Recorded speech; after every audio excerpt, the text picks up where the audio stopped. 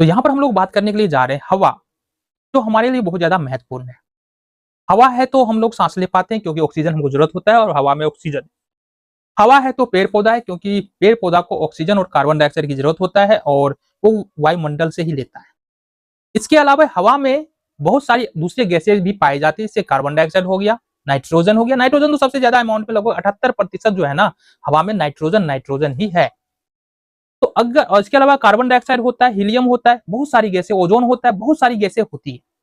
तो अगर हमको इन सारे गैसों को अलग करना हो तो कैसे अलग कर पाएंगे?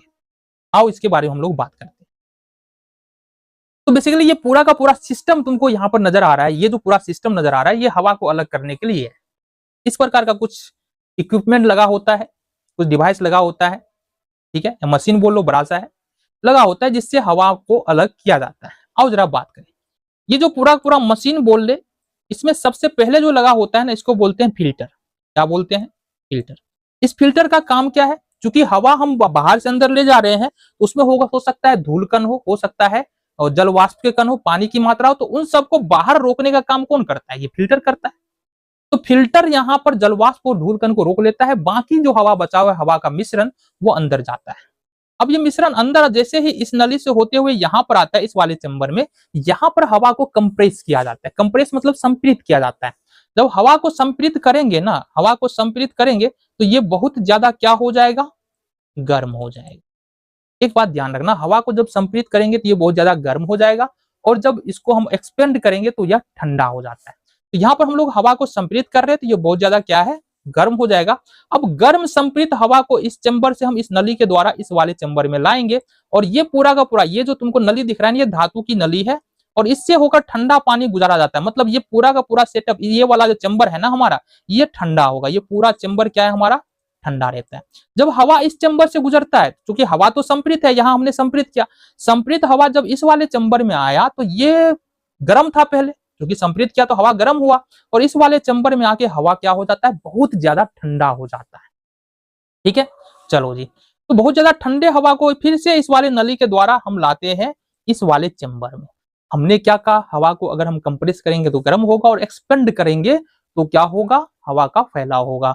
तो यहाँ पर अब जैसे ही आएगा सेपरेटर, यहाँ पर बहुत अधिक जगह मिल रहा है, तो यहाँ पर हवा फिर से एक बार एक्सपेंड होगा। एक्सपेंड होगा तो इसका टेम्परेचर और ज्यादा कम हो जाएगा, और यहाँ से ये चूंकि ये सेपरेटर है तो यहाँ से हमारा कार्बन डाइऑक्साइड सॉलिड के रूप में अलग हो जाता है। ड्राई आइस यानी कार्बन डाइऑक्साइड यहाँ से हमारा अलग हो जाता है। फिर से इस कॉलम से होते हुए हवा हमारा यहाँ पर आता है, और यहाँ से एक बार फिर से, क्योंकि यहाँ पर बहुत ज्यादा ठंडा हवा है, फिर से इसको एक बार फिर से एक्सपेंड किया यानी फैलाया जाता है। जैसे ही फैलाएंगे तो और ज्यादा टेम्परेचर यहाँ पर क्या होगा?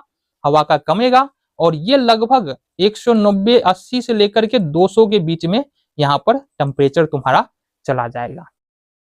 ठीक है, अब देखो यहाँ पर ऑक्सीजन का क्वथनांक होता है 183 डिग्री सेल्सियस, नाइट्रोजन का होता है 196 डिग्री सेल्सियस, और आर्गन का होता है 186 डिग्री सेल्सियस। तो सबसे ज्यादा टेम्परेचर, सबसे ज्यादा क्वथनांक किसका है? ऑक्सीजन का, उसके बाद है आर्गन का, उसके बाद है सबसे कम जो क्वथनांक है वो है नाइट्रोजन का।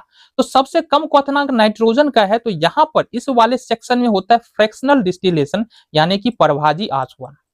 तो परभाजी आसवन के द्वारा सबसे पहले हवा जो बाहर निकल जाता है वो है नाइट्रोजन, उसके बाद तुम्हारा आर्गन, ये दोनों निकल जाता है। ठीक है, लगभग अगर हम टेम्परेचर को 184-185 डिग्री के आसपास रखें तो ये नाइट्रोजन और आर्गन दोनों निकल जाएगा, क्योंकि -183 जो है वो ऑक्सीजन का क्वथनांक है।